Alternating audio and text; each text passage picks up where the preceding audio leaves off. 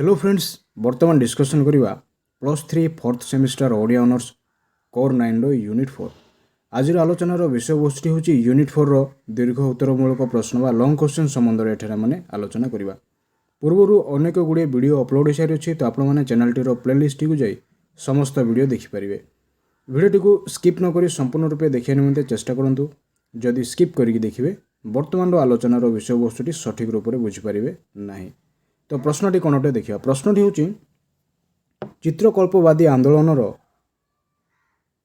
चित्रकल्पवादी आंदोलन क्रम कवितार वैशिष्ट्य कौन होगा उचित से संपर्क में धारणा प्रदान कर। तो प्रश्नटी एठारे आम कौन देखुचे ना चित्रकल्पवादी आंदोलन क्रम कवितार वैशिष्ट्य कौन होगा उचित से संपर्क में धारणा प्रदान कर।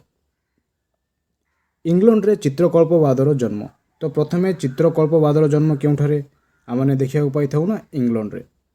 परवर्ती काल में यार प्रभाव अमेरिका और अन्य देश मान मध्य अनुभूत होता। तो प्रथमे इंग्लैंड रे चित्रकल्पवादर सृष्टि घटी परवर्ती समय क्यों क्यों देश मानक यार प्रभाव आमने देखा पाई था अमेरिका और अन्य देश मान मध्य यार प्रभाव कौन होता ना अनुभूत होता। किंतु यही काव्य आंदोलन व्यापक आकार धारण करिवारु यार प्रधान पृष्ठपोषक कवि एजरा पाउंड 1914 मसीहा पर भर्टिसिज्म नामक आउ एक काव्य आंदोलन सहित संपृक्त हो चित्रकल्पवाद आंदोलन विदाय नहीं गले। तो एठारे हम कौन देखा पाचु तो यही काव्य आंदोलन व्यापक आकार धारण करिवारु यार प्रधान पृष्ठपोषक कवि एजरा पाउंड कौन करथिले ना 1914 मसीहा पर भर्टिसिज्म नामक आउ एक काव्य आंदोलन सहित संपृक्त हो चित्रकल्पवाद आंदोलन से कौन करथिले ना विदाय नहीं गले। पाउंड पर चित्रकल्पवादी आंदोलन नेतृत्व नहीं एमी लोवेल। तो पाउंड परवर्ती समय चित्रकल्पवादी आंदोलन नेतृत्व किए नहीं ना Amy Lowell. Miss Amy Lowell नेतृत्व में चित्रकल्पवाद तार पूर्व गौरव केवल जे हराइला ताहा नुहे तहिरे केतेक मौलिक परिवर्तन घटी। तो एमी लोवेल को नेतृत्व में कौन होता ना चित्रकल्पवाद तार पूर्व गौरव हराई बसीथिला तहिरे केतेक मौलिक परिवर्तन घटिला। तो गौरव हराइबा सत्वे ता सहित कौन घटला ना अनेक गुड़िए मौलिक परिवर्तन घटी। से पाउंड प्रमुख यही आंदोलन को आउ इमेजिम बोली न कही मिस आमिलोएल नाम अनुसार आमिइज्म दिया उचित बोली व्यंग करथिले। तो परवर्ती समय कौन होता ना पाउंड प्रमुख यही आंदोलन को आउ इमेजिम बोली न कही मिस आमिलोएल नाम अनुसार आमिइज्म दिया उचित बोली से कौन करथिले ना व्यंग करथिले। चित्रकल्पवादर प्रभाव मलिन पड़ी आसिबा पछरे थिला विंश शताब्दीर अस्थिर विस्फोरणमुखी दुस्समय। तो चित्रकल्पवादर प्रभाव मलिन पड़िबार कारण कौन अटे ना विंश शताब्दीर अस्थिर विस्फोरणमुखी दुस्समय। प्रथम महायुद्धर आशारे मनीष पई स्थिर चिंतार पात्र हजि जाइथिला। तो प्रथम विश्वयुद्ध कौन होता ना मनीषर जो चिंता गुड़िक रही आशा एवं चिंता गुड़िक रही ताहा कौन हो जाइथिला हजि जाइथिला। अर्थनैतिक संकट राजनैतिक अस्थिरता और संस्कृतिर अवक्षय जो पृथ्वी मन होता मुर्मूर्ष। तो प्रथम विश्वयुद्ध समय परवर्ती समय कौन होता ना अर्थनैतिक संकट राजनैतिक अस्थिरता और संस्कृतिर अवक्षय देखा आम पाई था जहा शस्य श्यामल नुहे अग्नि रे दग्ध। तो एठारे मैंने कौन देखा पाचे ना जहा शस्य श्यामल नुहे अग्नि रे दग्ध यही अर्ध दग्ध पृथ्वीर करुण छवि फुटी थिला परवर्ती काल रे। एलियटंकर वेस्टलैंड काव्य रे तथापि तो एलियटंक वेस्टलैंड काव्य आम कौन देखा पाई था एलियटंकर वेस्टलैंड काव्य आम देखा पाई था शस्य श्यामल ପରିବର୍ତ୍ତନ ଘଟିଥିଲା ଏବଂ ଅଗ୍ନିରେ ସେସବୁ କ'ଣ ହୋଇଥିଲା ନା ଦଗ୍ଧ ହୋଇଯାଇଥିଲା। ଏହି ଅର୍ଦ୍ଧ ଦଗ୍ଧ ପୃଥିବୀର କରୁଣ ଛବି ଫୁଟିଥିଲା ପରବର୍ତ୍ତୀ କାଳର କବି, ଯାହାଙ୍କ ନାମ କ'ଣ ଅଟେ ନା ଏଲିଏଟ୍ ଅଟେ। ତ ସେ ୱେଷ୍ଟଲ୍ୟାଣ୍ଡ କାବ୍ୟରେ ଏ ସମସ୍ତ ବିଷୟ ପରିପ୍ରକାଶ କରିଅଛନ୍ତି। ତଥାପି ପୃଥିବୀର ବିଶିଷ୍ଟ କବି W.B. Weights, T.S. ଇଲିୟଟ୍ ଏବଂ ୱାଲେସ୍ ଷ୍ଟିଭେନ୍ସ ପ୍ରମୁଖ ଚିତ୍ରକଳ୍ପବାଦ ଦ୍ୱାରା ବିଶେଷ ଭାବେ ପ୍ରଭାବିତ ହୋଇଥିଲେ।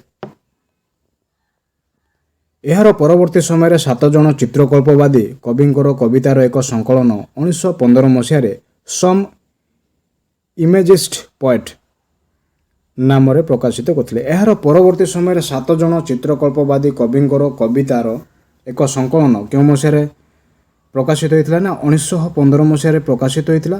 ତ ସେହି ସଂକଳନ କବିତା ସଂକଳନର ନାମ କ'ଣ ଅଟେ? ସମ୍ ଇମେଜିଷ୍ଟ ପଏଟ୍। ଏହି କାବ୍ୟ ସଂକଳନର ମୁଖବନ୍ଧରେ ଏଜରା ପାଉଣ୍ଡ ଚିତ୍ରକଳ୍ପବାଦୀ କବିତାର ଆଉ କେତୋଟି ବୈଶିଷ୍ଟ୍ୟ ଉଲ୍ଲେଖ କରିଥିଲେ। ତ ଏହି କାବ୍ୟ ସଂକଳନର ମୁଖବନ୍ଧରେ ଏଜରା ପାଉଣ୍ଡ କ'ଣ କରିଥିଲେ? ଚିତ୍ରକଳ୍ପବାଦୀ କବିତାର ଆଉ କେତୋଟି ବୈଶିଷ୍ଟ୍ୟ ଉଲ୍ଲେଖ କରିଥିଲେ। ସେଗୁଡ଼ିକ କ'ଣ କ'ଣ ଅଟେ ଦେଖିବା। ସେଗୁଡ଼ିକ ହେଉଛି, ପ୍ରଥମ ବିଷୟ ହେଲା କବିତାରେ ସାଧାରଣ କଥିତ ଭାଷା ସଠିକ୍ ବ୍ୟବହାର ଓ ସଠିକ୍ ଶବ୍ଦ ବଦଳରେ ଅନ୍ୟ କୌଣସି ପ୍ରତିଶବ୍ଦ କିମ୍ବା ଅଳଙ୍କାରିକ ଶବ୍ଦ ବ୍ୟବହାର କଲେ ଚିତ୍ରକଳ୍ପର ମହତ୍ତ୍ୱ ନଷ୍ଟ ହୋଇଯାଇଥାଏ। ତ ସେଠାରେ ଦର୍ଶାଇଛନ୍ତି ଯେ କବିତାରେ ସାଧାରଣତଃ କଥିତ ଭାଷାର ସଠିକ୍ ବ୍ୟବହାର ଓ ସଠିକ୍ ଶବ୍ଦ ବଦଳରେ ଅନ୍ୟ କୌଣସି ପ୍ରତିଶବ୍ଦ ଯଦି ବ୍ୟବହାର କରାଯାଏ କିମ୍ବା ଅନ୍ୟ କୌଣସି ଅଳଙ୍କାରିକ ଶବ୍ଦ ବ୍ୟବହାର କରାଗଲେ କ'ଣ ହୋଇଥାଏ? ଚିତ୍ରକଳ୍ପର ମହତ୍ତ୍ୱ ନଷ୍ଟ ହୋଇଯାଇଥାଏ। 2 ନମ୍ବର ବିଷୟ କ'ଣ ଦର୍ଶାଇଅଛନ୍ତି? କବିତାରେ ନୂତନ ଭାବ ପ୍ରକାଶ ମାଧ୍ୟମ ରୂପରେ ନୂତନ ଛନ୍ଦର ପ୍ରୟୋଗ। ତ କବିତାରେ ନୂତନ ଭାବ ପ୍ରକାଶ ମାଧ୍ୟମ ରୂପେ ନୂତନ ଛନ୍ଦର ପ୍ରୟୋଗ। ବହୁ ବ୍ୟବହୃତ ମିତ୍ରାକ୍ଷର ଛନ୍ଦ ତାର ଆକର୍ଷଣ ହରାଇଥିବା ଦୃଷ୍ଟିରୁ ମୁକ୍ତ ଛନ୍ଦ ଏଥିପାଇଁ ଅଧିକ ଉପଯୋଗୀ। ତ ବହୁ ବ୍ୟବହୃତ ମିତ୍ରାକ୍ଷର ଛନ୍ଦ ତାର ଆକର୍ଷଣ ହରାଇଥିବା ଦୃଷ୍ଟିରୁ ମୁକ୍ତ ଛନ୍ଦ ଏଥିପାଇଁ ଅଧିକ ଉପଯୋଗୀ ହୋଇଥାଏ। କାରଣ ମୁକ୍ତ ଛନ୍ଦରେ କବିତାର ଭାବ ପ୍ରକାଶ ପାଇଁ ଯଥେଷ୍ଟ ସ୍ୱାଧୀନତା ପାଇପାରେ। ମୁକ୍ତ ଛନ୍ଦରେ କବିତାର ଭାବ ପ୍ରକାଶ ପାଇଁ କ'ଣ କରିଥାଏ ନା ଯଥେଷ୍ଟ ସ୍ୱାଧୀନତା ପାଇପାରେ।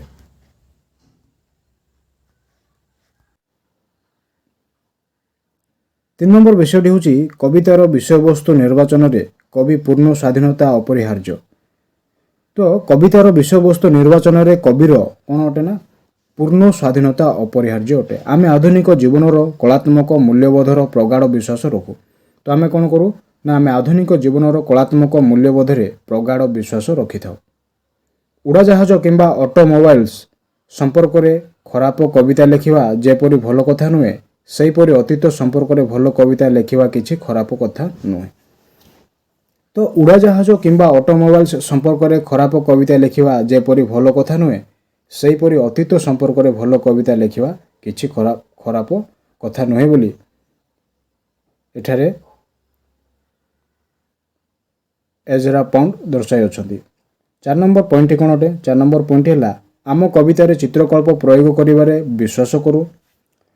ଆମେ କବିତାରେ ଚିତ୍ରକଳ୍ପ ପ୍ରୟୋଗ କରିବାରେ କ'ଣ କରିଥାଉ ନା ବିଶ୍ୱାସ କରିଥାଉ। ଆମେ ଚିତ୍ରକର ନହେଲେ ସୁଦ୍ଧା ସାଧାରଣ ଭାବରେ କିମ୍ବା ଅସ୍ପଷ୍ଟ ଭାବରେ କୌଣସି ଧାରଣା ନ ଦେଇ କବିତାର ଯଥାଯଥ ଚିତ୍ର ଉପସ୍ଥାପିତ କରିବାକୁ ଚାହୁଁ। ତ ଏଠାରେ ଆମେ କ'ଣ ଦେଖୁଛେ ନା ଆମେ ଚିତ୍ରକର ନହେଲେ ସୁଦ୍ଧା ସାଧାରଣ ଭାବରେ କିମ୍ବା ଅସ୍ପଷ୍ଟ ଭାବରେ କୌଣସି ଧାରଣା ନ ଦେଇ କବିତାରେ ଯଥାଯଥ ଚିତ୍ର ଉପସ୍ଥାପିତ କରିବାକୁ ଚାହୁଁ। ନୈସର୍ଗିକ କବିମାନେ କଳା ସଙ୍କଟରୁ ଆତ୍ମରକ୍ଷା ପାଇଁ ଆଶ୍ରୟ ନେଇଥିବା ହେତୁ ଆମେ ସେମାନଙ୍କର ବିରୋଧୀ। ତ ଏଠାରେ ଆମେ ଦେଖିବାକୁ କ'ଣ ପାଉଛୁ ନା ନୈସର୍ଗିକ କବିମାନେ ସେମାନେ କ'ଣ କରନ୍ତି ନା କଳା ସଙ୍କଟରୁ ଆତ୍ମରକ୍ଷା କରିବା ନିମନ୍ତେ ଆଶ୍ରୟ ନେଇଥିବା ହେତୁ ଆମେ ସେମାନଙ୍କର ବିରୋଧୀ ବୋଲି ଏଠାରେ କବି କହନ୍ତି। 5 ନମ୍ବର ବିଷୟଟି କ'ଣ ଅଟେ? କବିତା ପାଇଁ ଶକ୍ତି ଓ ପରିଚ୍ଛନ୍ନ ଶୈଳୀର ଆବଶ୍ୟକତା ରହିଅଛି। ତ କବିତା ପାଇଁ କେଉଁ କେଉଁ ବିଷୟ ଗୁଡ଼ିକ ଆବଶ୍ୟକତା ରହିଅଛି? କବିତା ପାଇଁ ଶକ୍ତି ଓ ପରିଚ୍ଛନ୍ନ ଶୈଳୀ ଗୁଡ଼ିକ ଆବଶ୍ୟକତା ରହିଅଛି। ଅସ୍ପଷ୍ଟ ଶବ୍ଦ ବା ବାକ୍ୟ ପ୍ରୟୋଗ ନିଷିଦ୍ଧ। ତ ଅସ୍ପଷ୍ଟ ଶବ୍ଦ ଏବଂ ବାକ୍ୟ। ତ ଏହି ଦୁଇଟି କ'ଣ ଅଟେ ନା ଏହି ଦୁଇଟି ପ୍ରୟୋଗର ନିଷିଦ୍ଧ ଅଟେ। 6 ନମ୍ବର ବିଷୟଟି ହେଉଛି ଆମେ ଅଧିକାଂଶ ବିଶ୍ୱାସ କରୁ ଏକଗ୍ରତା ହିଁ କବିତାର ନିର୍ଯାସନ ସ୍ୱରୂପ। ତ ଆମେ ଅଧିକାଂଶ ସମୟରେ କ'ଣ କରିଥାଉ ନା ବିଶ୍ୱାସ କରିଥାଉ ଏକଗ୍ରତା ହେଉଛି କବିତାର ନିର୍ଯାସ ସ୍ୱରୂପ। ହ୍ୟୁମ୍ ଓ ଏଜରା ପାଉଣ୍ଡଙ୍କ ପାଇଁ ଚିତ୍ରକଳ୍ପ ଥିଲା କବିତାର ପ୍ରାଣ ସ୍ୱରୂପ। ତ ହ୍ୟୁମ୍ ଓ ଏଜରା ପାଉଣ୍ଡ ପାଇଁ କ'ଣ ଥିଲା ନା ଚିତ୍ରକଳ୍ପ ଥିଲା କବିତାର ପ୍ରାଣ ସ୍ୱରୂପ। ଫାରସୀ ପ୍ରତୀକବାଦୀ କବି ଗୋଷ୍ଠୀ ପ୍ରତୀକର ସହାୟତାରେ ଯେପରି ଭୂମି ଭିତରେ ଭୂମାର ସ୍ୱରୂପ ପାଠକ ମନରେ ସଞ୍ଚାରିତ କରିବାକୁ ଯତ୍ନ କରୁଥିଲେ, ଚିତ୍ରକଳ୍ପ ପ୍ରୟୋଗ ଦ୍ୱାରା ସେହିପରି ମଣିଷ ବୁଦ୍ଧିକୁ ଅତିକ୍ରମ କରି ସହଜାତ ଚେତନାକୁ ଉଦ୍ଘାଟନ କରିବା ଲାଗି ପଥ ଖୋଜୁଥିଲେ।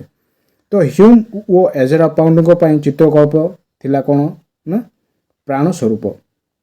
ଫାରସୀ ପ୍ରତୀକବାଦୀ କବି ଗୋଷ୍ଠୀ ପ୍ରତୀକର ସହାୟତାରେ ଯେପରି ଭୂମି ଭିତରେ ଭୂମାର ସ୍ୱରୂପ ପାଠକ ମନରେ ସଞ୍ଚାରିତ କରିବାକୁ ଯତ୍ନ କରିଥିଲେ, ସେହିଭଳି ଭାବରେ ଚିତ୍ରକଳ୍ପ ପ୍ରୟୋଗ ଦ୍ୱାରା ସେହିପରି ମଣିଷର ବୁଦ୍ଧିକୁ ଅତିକ୍ରମ କରି ସହଜାତ ଚେତନାକୁ ଉଦ୍ଘାଟନ କରିବା ଲାଗି ପଥ ଦେଖାଇଥିଲେ। ସେମାନଙ୍କ ମତରେ କବିକୁ ନିଜର ଭାବନାରେ ପ୍ରକାଶ ପାଇଁ ପ୍ରତୀକ ତୁଳନାରେ ଚିତ୍ରକଳ୍ପରେ ଅଧିକ ସ୍ୱାଧୀନତା ମିଳିଥାଏ।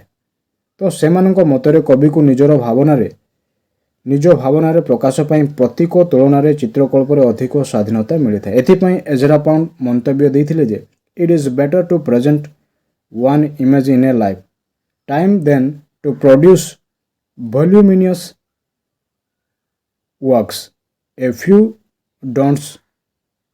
ଅର୍ଥାତ୍ ଜୀବନ କାଳ ମଧ୍ୟରେ ବିପୁଳକାୟ ଗ୍ରନ୍ଥ ରଚନା ଅପେକ୍ଷା ଗୋଟିଏ ଚିତ୍ରକଳ୍ପ ନିର୍ମାଣ କରିବା ଶ୍ରେୟସ୍କର। ତ ଏଠାରେ ଏଜରା ପାଉଣ୍ଡ କ'ଣ ମନ୍ତବ୍ୟ ପ୍ରଦାନ କରନ୍ତି ନା it is better to present one image in a lifetime than to produce voluminous work a few ଡଣ୍ଟସ୍। ଅର୍ଥାତ୍ ଜୀବନ କାଳ ମଧ୍ୟରେ ବିପୁଳ କାୟ ଗ୍ରନ୍ଥ ରଚନା ଅପେକ୍ଷା ଗୋଟିଏ ଚିତ୍ରକଳ୍ପ ନିର୍ମାଣ କରିବା ଶ୍ରେୟସ୍କର।